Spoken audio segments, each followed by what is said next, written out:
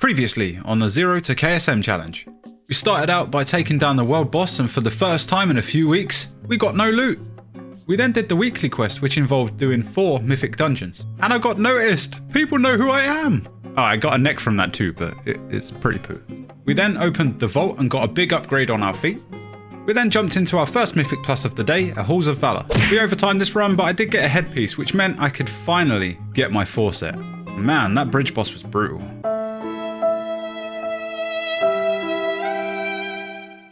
I then went and got my 4 set and took myself back to Halls of Valor to prove myself. Yeah, I failed that one too. Feeling rather sad and down about my performance, I decided to go and upgrade my belt. Finally, I had the infamous unstable Frostfire belt. Damn, it felt good. I then decided to take a break from Halls of Valor and I jumped into a Jade Serpent. And this is where things started to go really well. We timed the Jade Serpent. We then timed an Algotha's Academy. We timed a Shadow Moon Burial Grounds. And then we timed a Knockout Offensive, although this one was a lot closer.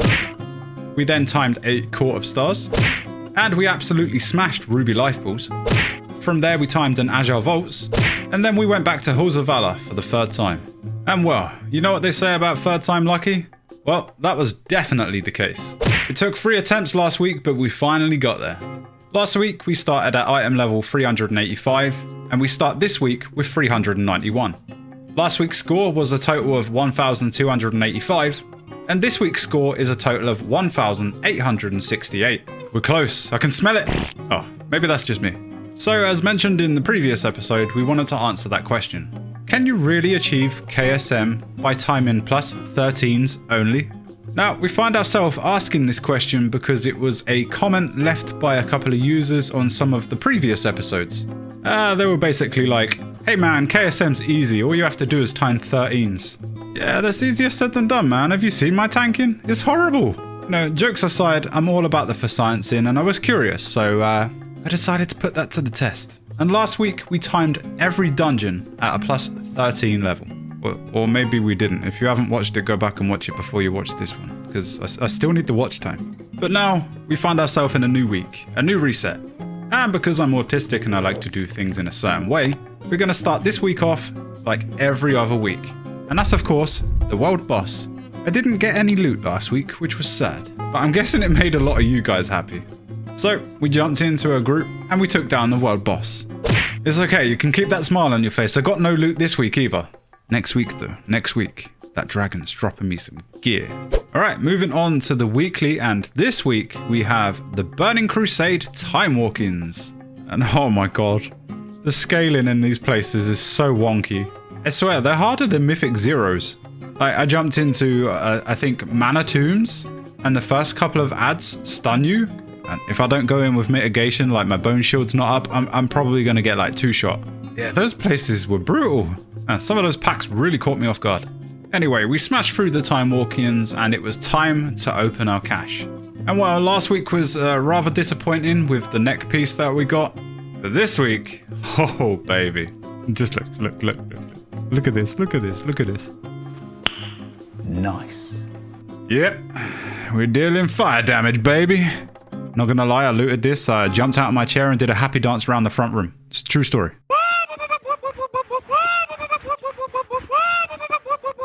Can I just call it the Seal of Chosen because I can't actually pronounce the name. I'm dyslexic, man. Diana's chosen. Shut up. We equipped the ring. It doesn't take our item level anywhere, but man, we're off to a great start. And now it's time for the vault. Last week we got a nice upgrade on our boots. Though just skimming over our current gear, we have 4 set. We don't really have a great weapon, and we could probably do with an upgrade on our other ring and our trinkets. I mean, our current trinkets are great, don't get me wrong, but the current item level could do with a bit of a bump. So those were the items I was hoping for. So once again, we approach the vault, we use slappy hands, and we wait patiently, hoping for an upgrade. And well, upgrades we got, though sadly not the slots I wanted. We had the choice out of an unstable arcane loop ring. I mean, given the boosting item level, it's probably a decent upgrade for the cobalt assembly ring. It also has avoidance. I could take the helm, but then I would have to convert it and then it would just be the same item bumped up slightly. And the feat would have been a good choice, taking both crit and haste and getting rid of versatility. But in terms of what I felt was the biggest upgrade was the ring. I gave it a few minutes. I looked on sub creation to see what sort of gear other blood DKs were running at higher keys. But yeah, ultimately I decided to take the ring. Plus I can trade it later for the mount, right? Yeah, that's so totally not why I took it. Something tells me I made a mistake there. Nah, we'll see. Alright, so it was time. Time to jump into some Mythic Plus, and oh boy, this week was eventful. And there is so much I want to share and cover, so yeah. As you've probably noticed already, this one's a long one. So grab yourself a drink, kick back, and enjoy. Because this week we experienced some good, some bad, and some ugly. But the ugly part's mainly me. To kick things off, we start with probably the easiest dungeon this season, a Shadow Moon Burial Grounds. Well, we'll get into it in a minute. We just gotta wait for the hunter to finish doing the feast. Yeah, I don't know about you guys, but I find it incredibly rude when someone puts together a group and then they're like, yeah, just give me 3 minutes, I'll be there. I'm just doing the feast. Don't do this to me, man. I'm on a race against time. Anyway, eventually we get started and it goes really, really well. We take down the first boss, we take down the second boss, we take down the third boss. And then I realize, wait, no one's died yet? Up till now, I don't think I've actually done a Mythic Plus on any of my characters where no one has died.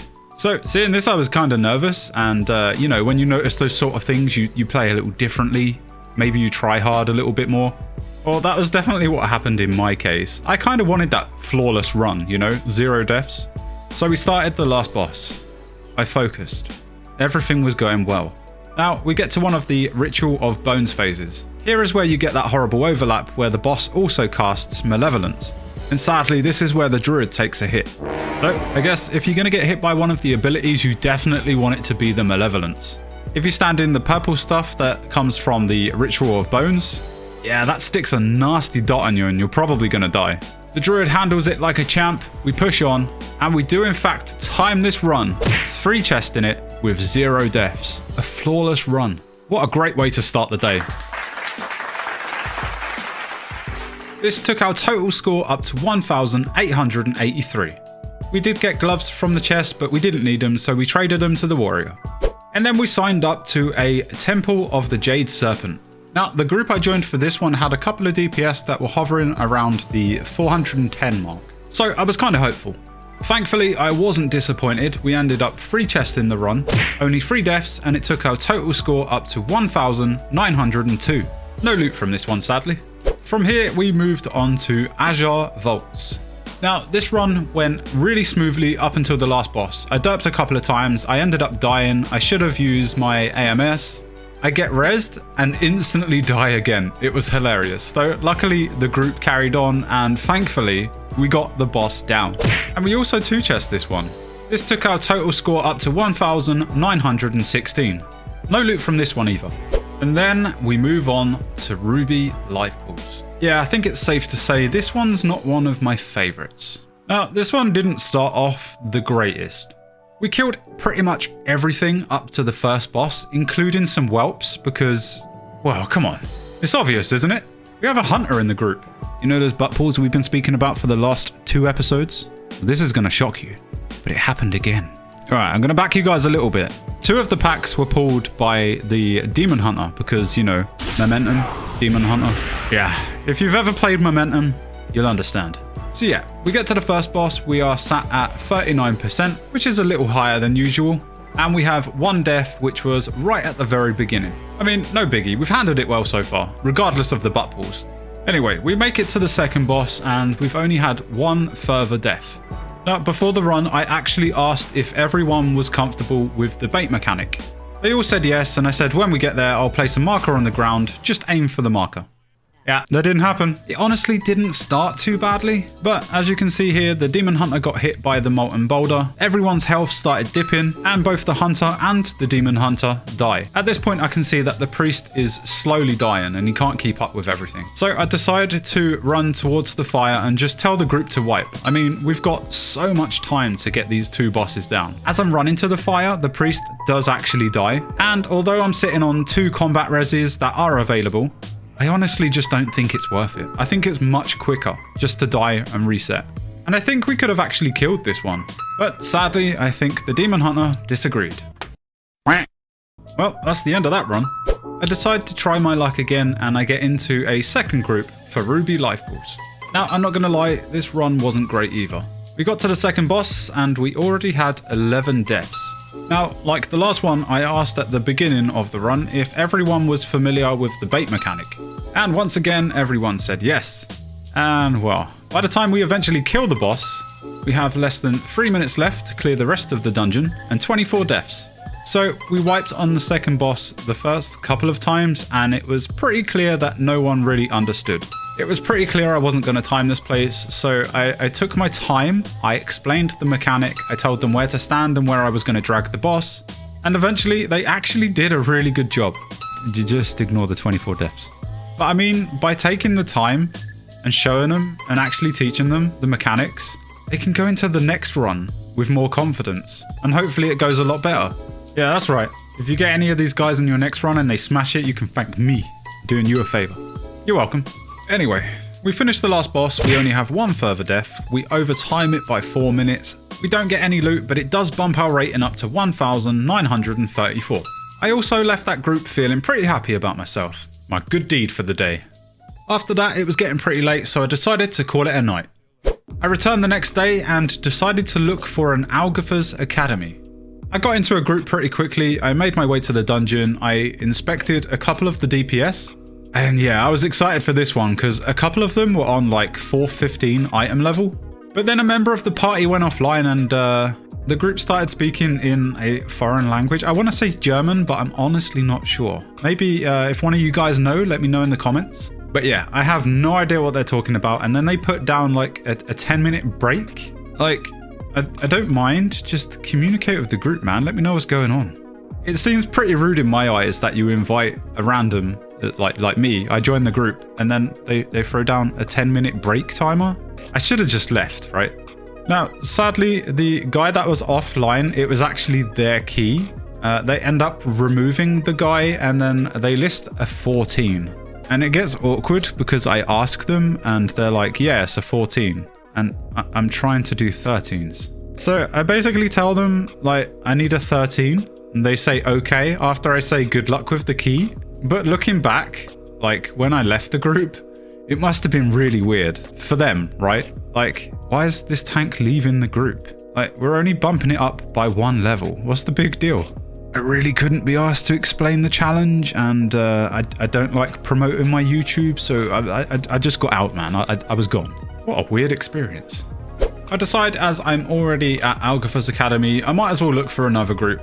So I get into another group and we get to the first tree boss. Now, compared to previous episodes, I actually do a much better job handling my defensives on this one.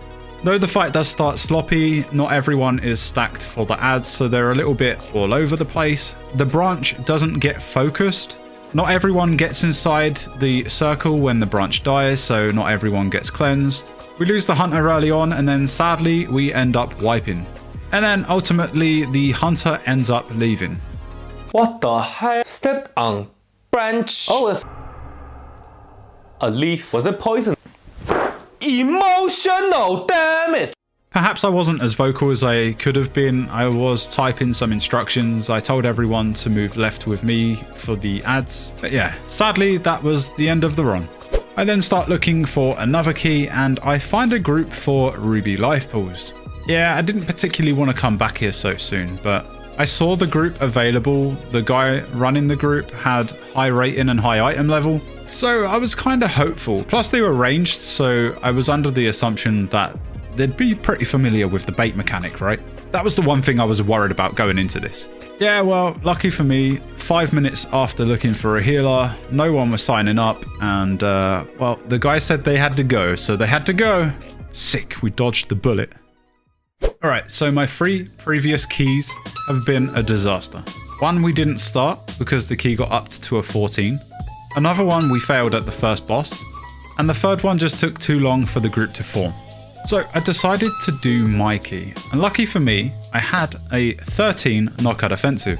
Now this is a place I'm quite happy to go to, I'm quite comfortable with it, and looking back on it now, I probably should have taken perhaps higher item level and score.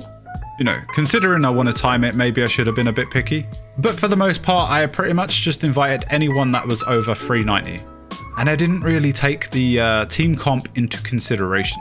So we got a pretty non-meta comp, though we do have a couple of CRs, yes, CR, and a bloodlust from the Hunter's Pet. Now, this run actually went really well. We +2'd the key with 10 seconds remaining. We only had 7 deaths, and it bumped our score up to 1,947. The next key we decided to jump into was Halls of Valor. Now, if you've been following the series, then you'll know that Halls of Valor is, I hate pugging this place. Now, I wanted to do this first time. I didn't want to have to come back here a second or a third or a fourth time. So I was quite vocal in party chat. I told them that I was going to pull the first 2 groups together. In certain pack groups, I was telling them which ones to focus. And in some parts of the dungeon, I was placing markers, letting everyone know where I was going to take all of the ads. I'm not going to show the entire run, but I just wanted to show a couple of things that I've improved on, and I'm quite proud of.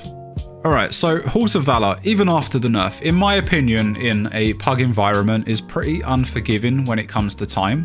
As the tank, you definitely need to be more aggressive with the pulls, and I definitely showed it in this one. Alright, so first boss went down really smoothly, no one died. After the first boss, we clear ads up to the top of the stairs, and then I place a marker on the ground.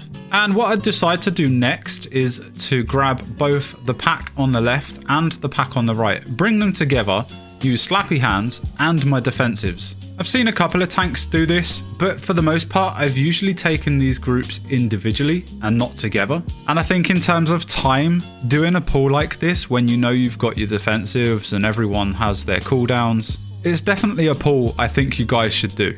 But I assume to those that are watching and already doing higher keys, you're probably already doing this. I just thought it was something worth mentioning. Now, at Hyja, again, I was quite vocal. I decided to do things a little differently. So we started off with Hyja on the left side for the bubble phase. We get inside the bubble and I pop AMZ. Everything seems to be going well and we move over to the orb side. Now, here I choose to stay for 2 phases, because 9 times out of 10 in these pug groups so far, we seem to die at the bubble phase, because you need to rotate your defensives and typically it's not done very well in my experience. So I thought, well, the orbs are easy to dodge, we'll stay here for 2 phases, by then we should have our defensives back from the first bubble phase. And well, the shaman dies to the orbs, and then the druid dies to the orbs. The shaman ends up anking, I res the druid, and we move on to the second bubble phase. At this point I feel the need to type out defensives, and I don't know if it's a coincidence or not, but the hunter actually turtles, and I'm pretty sure that's what keeps him alive, but I'm going to take credit for that one. The druid dies for a second time, I res them again, and we finish off the boss. At this point we're now moving towards Fenrir. Alright, so we get to the dragon. We're killing the dragon, but there's no need to kill the deers, right? Okay, the hunter wanted another one.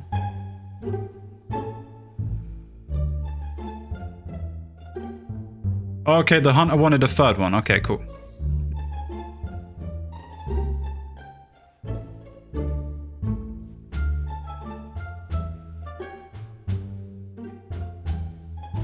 Nah, the hunter wanted a 4th one.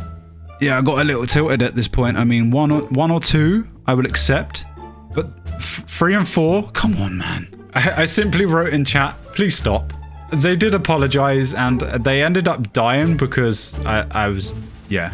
Typically in a group, if someone's doing this on purpose and they're just being a complete arse, I mean, if you purposely ninja pull and expect me to taunt it all and pick it all up, nah, not happening, mate. You deal with it. Anyway, we move on. All is forgiven. We defeat Fenrir and we start moving towards the large hall. You guys remember the hunter, right? With the deers? Apparently they wasn't done. You guys ever gone through the portal and kept your finger on W and ran into the ad pack on the right? Run away, little girl. Run away. Yep, the hunter did it again. Alright, at this point, I purposely ran away because I wanted nothing to do with it. It was a complete waste of time. And I'm sorry, but if you do something like this, don't put it to the rest of the group. Just die. There's no point typing, my bad, and then run into the rest of the group and killing everyone. Come on, man. I hate this place. And hunters. Woosah, Dilly. Woosah. Eventually, we make it to the last two bosses. That's right, I got past the bridge boss this time. We defeated the God King and had over 6 minutes to take down Odin. Again, typing instructions to the group, I stressed that the ad was priority, no matter what. The ad needed interrupting and focused. The hunter went down and I simply didn't want to miss out on his damage, so I decided to res him straight away. We get to roughly 4 minutes remaining and everyone dies. The ad let off a couple of surge casts and everyone just went splat. I decide to res the healer because I feel like I can do the last bit of damage and that those extra heals would go a long way. That and the shaman can also ank. And that's exactly what happens, though unfortunately both of them die instantly. I panic and derp run into one of the runes to get the buff. I end up hitting one of the orbs and get stunned. I totally brain fart and forget about the ad. And then it comes to a point where I now have 2 to deal with. I rush back in, I take down one ad, I grip the next, I CC them as much as I can, and I manage to take down the boss. And man, you have no idea how happy I was to finish this place. And to finish with 3 minutes remaining with, 21 deaths and all things considered. That bumped our total score up to 1,956. Man, I felt like I deserved some loot after that run. I didn't get any though, but do you know what? My DK has come a long way. I was actually quite proud of that run, and my performance. I mean, sure, I made a lot of mistakes, there were a few things I could have done a lot better, but if you compare this to the earlier runs in the series, dude, I've improved so much. Next place on the list was Court of Stars. Now, for whatever reason, I was getting declined from a couple of groups. They had quite high rating themselves, so they were probably looking for someone on a similar level, and I didn't quite make that cut. Eventually, I realized when I did the knockout offensive, it actually gave me a 15 Court of Stars, and you can downgrade it from the NPC in Valdraken. So I did just that, and I formed my own group. So this was another weird run. We did the typical route to the first boss, everything was going well. And during the first boss, for whatever reason, the Ret Paladin takes aggro and dies. They start asking in chat like, how did I die? Well, I did some investigation and it turns out you taunted, buddy. I informed the Ret Paladin that they taunted and they basically said, oh yeah, it's next to my lay on hands, so it's pretty possible. But this is where the run gets interesting and I probably make some mistakes. Looking back on it now, I should have communicated a bit better, but in the heat of the moment when things are going on and you can't type in party chat while you're fighting stuff, it's a little hard, right? Alright, so we've come to the big open area where you yo-yo back and forth from both sides to kill the enforcers, which then aggroes the mini-bosses off of the boss so you don't have to deal with it all together. I make a rookie mistake by not taking the imps that roam around. I pick up the enforcer and unfortunately the imps come around and we have to take them both together. Entirely my fault. Do not do this unless you are prepared. Like, an organized group would be fine, but in a pug group like this, not so much. Honestly, I think the group handled it very well, but I mean, there's always things you can do better, right? Alright, so the Ret Paladin dies and they instantly release. The issue here is that they respawn at the other side. We've just taken down the enforcer, so we've got the mini-boss to deal with. Not only that, but we might not actually have to go to the other side anyway. Now, just a rule of thumb when you're in these situations, do not release unless you absolutely have to. If there's a chance you can be rezzed after the fight is over, then just stay, don't release. So the Ret Paladin is currently trapped on the other side. There are far too many ads, and the only way they can get to us is if I clear the path. However, the time it'll actually take for the entire group to go and clear a path, I thought it would be more beneficial if the rest of the group carried on and the Ret Paladin found his own way back to the group. Be that either by dodging the ads and making his way round, or just simply going the long way. I don't know, like I said, in the heat of the moment, I looked in terms of damage. The Hunter and the Demon Hunter were doing far more. So I put the rest of the group and the situation before the Paladin. And because the next Enforcer was very close by, I decided to carry on, hoping that the Paladin would find his way.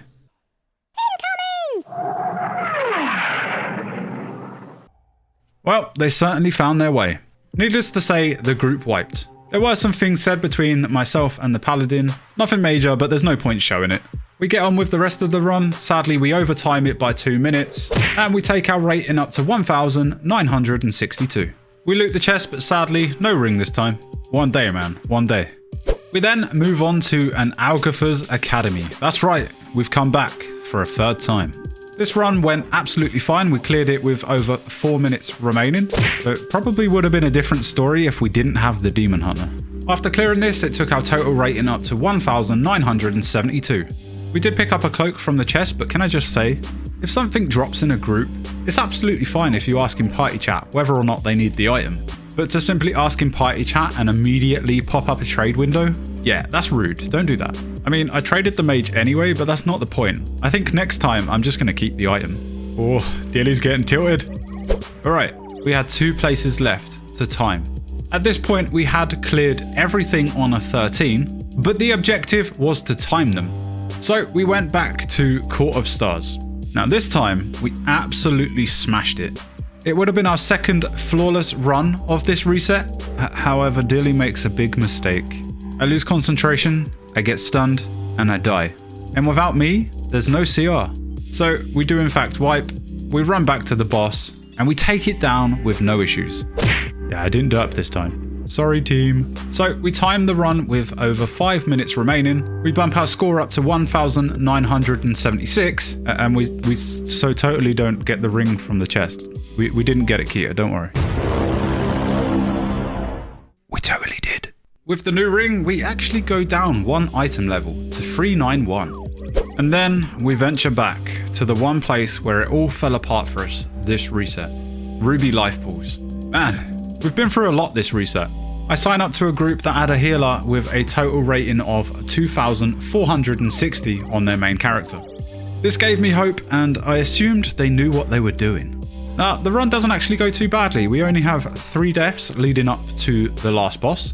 During the last boss, the healer did go down, as well as some of the other party members, but I managed to survive, res the healer, and we finish off the boss.